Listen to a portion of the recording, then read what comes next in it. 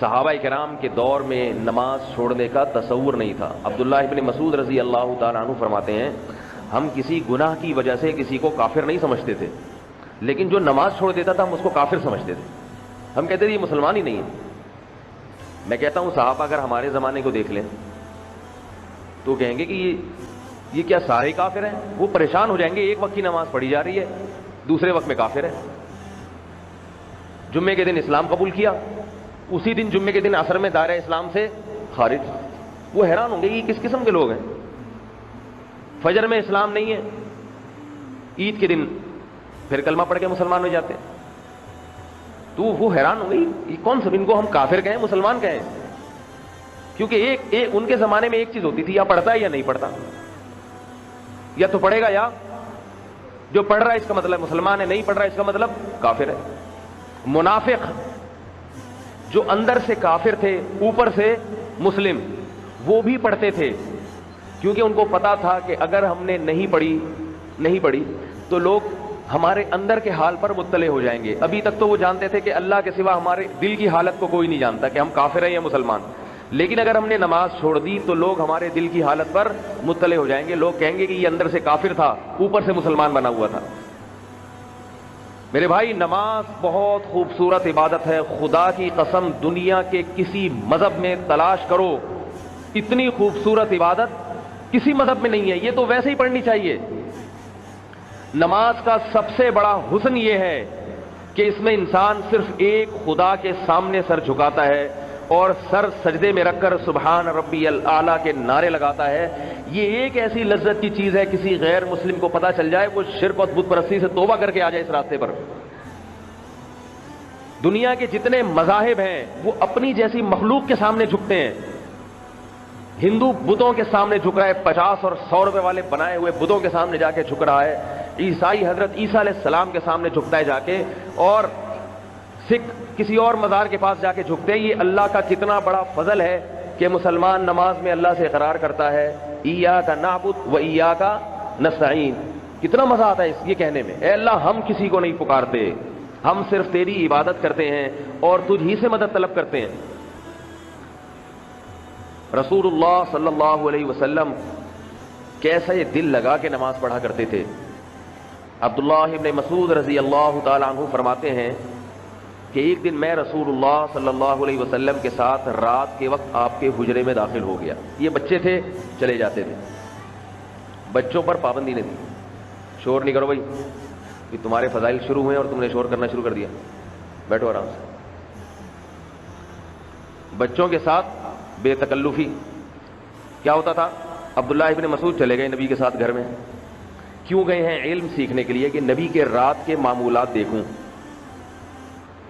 اگر اس دن عبداللہ بن مسعود رات کو نبی کے ساتھ نہ جاتے تو آج میں یہاں بیٹھ کر یہ حدیث سنا رہا ہوتا، بھائی نہیں سنا رہا ہوتا۔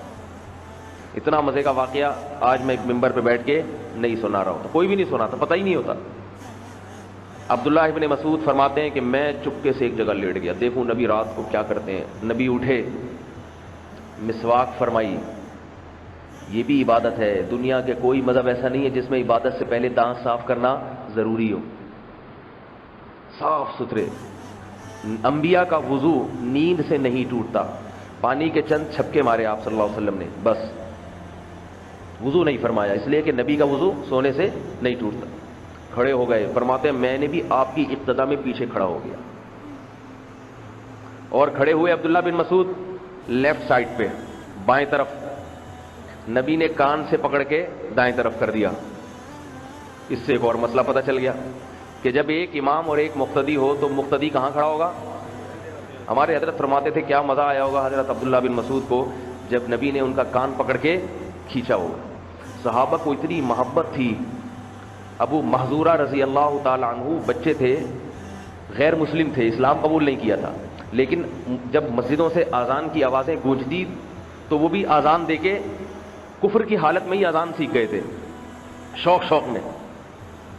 ایک دن نبی کے پاس آئے، نبی نے کہا اذان دو، انہوں نے اذان کہی، جب پہنچے اشہد ان لا الہ الا اللہ، اشہد ان لا الہ الا اللہ، 2 دفعہ کہا اشہد ان لا الہ، آپ نے فرمایا اونچی آواز سے دوبارہ کہو، آپ صلی اللہ علیہ وسلم یہ چاہتے تھے کہ یہ شہادت ان کے دل میں، ابھی تو اوپر اوپر سے کہہ رہے ہیں، دوبارہ کہیں تاکہ یہ دل میں اتر جائے اور واقعی اسلام قبول کر لیں۔ انہوں نے زور سے دوبارہ کہا اشہد ان لا الہ الا اللہ، اشہد ان لا الہ الا اللہ۔ پھر انہوں نے کہا اشہد ان محمد رسول اللہ، 2 دفعہ کہا۔ آپ نے فرمایا زور سے کہو، زور سے۔ شہادت کا کلمہ آپ صلی اللہ علیہ وسلم نے ان سے 2 دفعہ کہلوایا، دوسری مرتبہ ذرا اونچی آواز سے، اور ان کے سر پہ ہاتھ رکھ کے دعا دی۔ انہوں نے اسلام قبول کیا۔ اور کمال کی بات یہ، حضرت بلال تو ایسے اذان دیتے تھے جیسے ہمارے یہاں الفلاحیہ میں ہوتی ہے، لیکن حضرت ابو محذورہ آئندہ جب اذان دی انہوں نے تو ہمیشہ اشہد ان لا الہ الا اللہ 4 دفعہ اور اشہد ان محمد رسول اللہ 4 دفعہ کہا تھا۔ بلال جیسے دیتے ہیں دینے دو، میں تو ویسے دوں گا جیسے نبی کے سامنے دیے۔ یہیں سے امام شافعی نے جو اذان لی ہے، شافعی مسلک میں اذان میں کلمہ شہادتین کو 4 دفعہ دہرایا جاتا ہے۔ ہم یہ کہتے ہیں کہ بھئی امام ابو حنیفہ کہتے ہیں وہ تو سکھانے کے لیے تھا، اصل اذان وہ ہے جو حضرت بلال کی ہے، لیکن بہرحال نبی کی سنتیں یہ چاروں مذاہب میں اللہ نے جاری کر دی ہیں نبی کے سامنے۔ اور آج بھی آپ چلے جائیں ملیشیا وغیرہ میں جہاں شافعی مذہب ہے تو 4 دفعہ اشہد ان لا الہ الا اللہ کہا جاتا ہے۔ اور دوسری بات یہ کہ جہاں حضرت ابو محذورہ کے نبی صلی اللہ علیہ وسلم نے اپنا دست مبارک رکھا تھا سر پہ، اس جگہ کے کبھی آپ نے بال نہیں کٹوائے کہ ان بالوں سے نبی کا ہاتھ مس ہوا ہے، یہ بال میں کٹوا دوں گا تو نبی کی یادگار فوت ہو جائے گی۔ یہ محبت۔ تو عبداللہ بن مسعود کو کتنا مزہ آیا ہوگا جب آپ صلی اللہ علیہ وسلم نے کان سے پکڑ کے ادھر کھینچا، ادھر کھڑا کر دیا۔ تو اس سے مسئلہ معلوم ہوا کہ جب مقتدی اور امام صرف ایک ہو تو مقتدی امام کے دائیں طرف کھڑا ہوگا اور ساتھ کھڑا ہوگا۔ عبداللہ بن مسعود فرماتے ہیں کہ نبی صلی اللہ علیہ وسلم نے نماز شروع کی اور فرماتے ہیں میں نے لقد حممت بالسوء، میں نے بہت بری بات کا ارادہ کر لیا۔ لوگوں نے پوچھا کیا بری بات؟ فرمایا میں نے ارادہ کیا کہ میں نبی کو اسی حال میں چھوڑ کے نماز توڑ دوں۔ کیوں بھائی؟ فرمایا ایسے نماز شروع کی ہے، سورہ فاتحہ کے بعد سورہ بقرہ، آل عمران، سورہ نساء مکمل ختم کی۔ 4 پارے، 3.5 4 پارے تو یہ بن جاتے ہیں، بلکہ اس سے بھی زیادہ، 5 بلکہ 5.5 تک چلا جاتا ہے حافظ صاحب۔ سورہ مائدہ، سورہ نساء اور سورہ آل عمران، بہرحال بہت لمبی نماز۔ فرماتے ہیں جب اللہ اکبر کہہ کے رکوع کیا، فجعل یقول سبحان ربی العظیم۔ جعل عربی میں آتا ہے کہ یہ کام جب کہتے ہیں نا یہ کرنے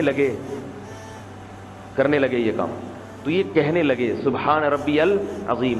فرمایا فکان رکوعہ نحو من قیامہ، اتنا لمبا رکوع تھا جتنا لمبا قیام، اور پورے رکوع میں کیا کہتے رہے ہیں؟ سبحان ربی العظیم، سبحان ربی العظیم، سبحان ربی العظیم۔ مزہ آ رہا ہے نماز میں۔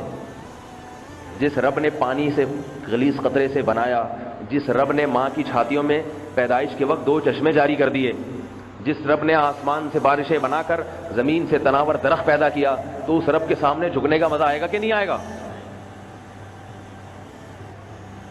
سبحان ربی العظیم، سبحان ربی، اور کوئی دعا نہیں۔ پاک ہے میرا رب، ہر عیب سے پاک ہے، جو بڑی عظمت والا ہے۔ پڑھتے رہے ہیں، پڑھتے رہے ہیں، پڑھتے رہے ہیں۔ فرمایا پھر جب سجدہ کیا تو جعل یقول، سجدے میں کہنا شروع کیا سبحان ربی الاعلی، سبحان ربی الاعلی، اور اتنا لمبا سجدہ جتنا لمبا رکوع۔ تو عبداللہ بن مسعود تھک گئے۔ فرمایا میں نے ارادہ کیا میں نبی کو چھوڑ کے چلا جاؤں، لیکن گئے نہیں۔ تو بھائی ایک ہماری نمازیں ہیں 3 دفعہ سبحان ربی العظیم کہنے کے لیے مسجد میں نہیں آ سکتے۔ ہم سے یہ تو نہیں کہا جا رہا کہ آپ آئیں اور 1 گھنٹے سے پہلے آپ کو مسجد سے نکلنے کی اجازت نہیں، آپ سے صرف اتنا کہا جا رہا ہے کہ آؤ کبھی چیک کریں 15 سے 20 منٹ سے زیادہ نہیں لگتے، پوری ٹوٹل ساری نمازیں ہو جاتی ہیں ہماری، اور بعض علاقوں میں تو تراویح بھی 20 منٹ میں ہو جاتی ہیں۔ ایک گاؤں میں دیہات میں سچا واقعہ بتا رہا ہوں، ایک صاحب کی تراویح نکل گئی، 1 رکعت نکل گئی۔ جب 1 رکعت تراویح کا نکلا ہے تو انہوں نے کہا میں جلدی سے اگلی رکعت مکمل کر کے سلام پھیر لوں اور امام کے رکوع میں جانے سے پہلے شامل ہو جاؤں تاکہ اگلی پوری ملے۔ لیکن وہ پوری کوشش کی انہوں نے، جیسے ہی سلام پھرتے امام رکوع سے اٹھ چکا ہوتا تھا، اب پیچھے بھاگ رہے ہیں۔ 4-6 رکعتوں کے بعد انہوں نے اپنی پگڑی غصے میں پھینکی، بولا جاؤ میں پڑھتا ہی نہیں، پکڑائی میں نہیں آ رہا امام۔ بھاگا جا رہا ہے. تو میں ایک مثال دیتا ہوں کہ ہم لوگوں کی جو نمازیں ہیں نا، یہ نمازوں کے ساشے ہیں، ساشے. 3 دفعہ سبحان ربی العظیم، جلدی جلدی وہ بھی. 1 دفعہ سورہ فاتحہ پڑھ کے سورت کون سی ہے، آل عمران بقرہ کون پڑھے گا، قل واللہ پڑھ لی، انا اعطینہ پڑھ لی. اتنی سی صورتیں. اور 3 دفعہ جلدی جلدی سبحان ربی العظیم، سبحان ربی العظیم، سبحان ربی العظیم، سبحان ربنا اللہ اکبر، سبحان ربی العظیم. اتنی سی نماز ہے، اتنی سی نماز، وہ بھی آج کے مسلمان سے نہیں پڑھی جا رہی. اللہ اسی کو قبول کر لے گا، اسی کو پڑھ لو. یہ نہیں پڑھی جا رہی میرے بھائی. اللہ تعالیٰ کو نماز کی عبادت اتنی محبوب ہے، اتنی محبوب. اس کے محبوب ہونے کا اندازہ اذان سے لگاؤ. کسی عبادت کے لیے اذان نہیں ہے، صرف نماز کے لیے اذان ہے، صرف نماز کے لیے. روزے کے لیے سائرن ہے، لاؤڈ اسپیکر پہ اطلاعات ہیں، انٹرنیٹ پر اور ٹی وی پر خبریں ہیں، مفتی منیب صاحب کی رپورٹیں ہیں، یہ سب چیزیں ہیں. اذان نہیں ہے.